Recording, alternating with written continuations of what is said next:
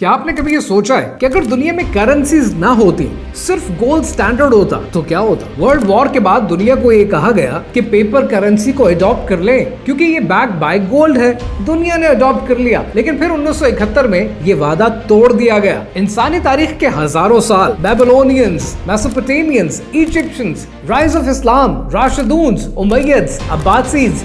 Gold standard के बड़े फायदे हैं। पहला, लॉन्ग टर्म स्टेबिलिटी रहती है। दूसरा, कर्जे का साइकिल पैदा ही नहीं होता। तीसरा, हमेशा लो हाइपर इन्फ्लेशन रहती है। और चौथा जो सबसे बड़ा फायदा है वो ये कि इन्फ्लेशन होती नहीं है। इट्स नेक्स्ट टू जीरो, क्योंकि गोल्ड हमेशा अपनी वैल्यू को बरकरार रखता है। This is basically A cause and effect relationship. जब दुनिया में गोल्ड स्टैंडर्ड होता है तो ना कर्जा होता है, ना महंगाई होती है। लोग कम कमाते हैं लेकिन गुजर बसर हो जाती है, लोग सुकून में रहते हैं। लेकिन 1971 के बाद से अब तक जब करेंसीज गोल्ड बैक नहीं है तो लोगों की गुजर बसर मुश्किल हो जाती है। एक नौकरी पर गुजारा होता नहीं, महंगाई रोज बरोज बढ़ती जाती है, तनख्वाहें उतनी स्पीड से बढ़ती नहीं, घर के हर फर्द को काम पर लगाना पड़ता है, पेरेंटिंग के लिए टाइम बचता नहीं, पेरेंटिंग स्कूल को आउटसोर्स कर दी जाती है, बच्चों को वक्त देने के लिए नहीं होता तो टीवी और कार्टून्स उनको गलत मॉरल सिखाना शुरू हो जाते हैं, पैसे बचते नहीं है तो अच्छी खुराक की जगह जंक फूड खरीदना पड़ता है और जंक फूड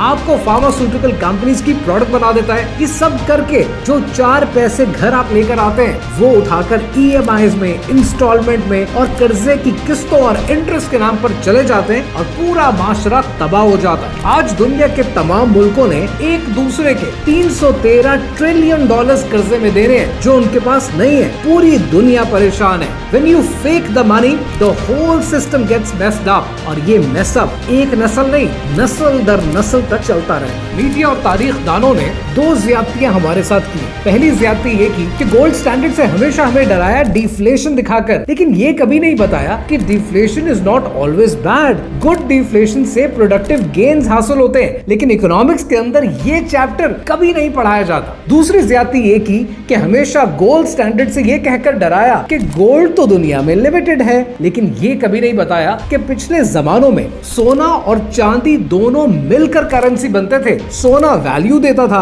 और चांदी एबंडेंट होता था। ये दोनों मिलते थे तो करेंसी बनती थी। आज आपका प्रॉब्लम कम कमाई या बिजनेस का चलना या ना चलना या मोटापा या बीमारी या बच्चों की पेरेंटिंग या गलत तरबियत, ये मसले नहीं है। आज हमारा सबसे बड़ा मसला फेक करेंसी सिस्टम है। जिस दिन ये करेंसी सिस्टम आपकी और हमारी जिंदगियों से सही हो गया, उस दिन हमारी जिंदगियों के आधे मसले हल हो जाएंगे। लेकिन ये बात आपको कोई बताता नहीं।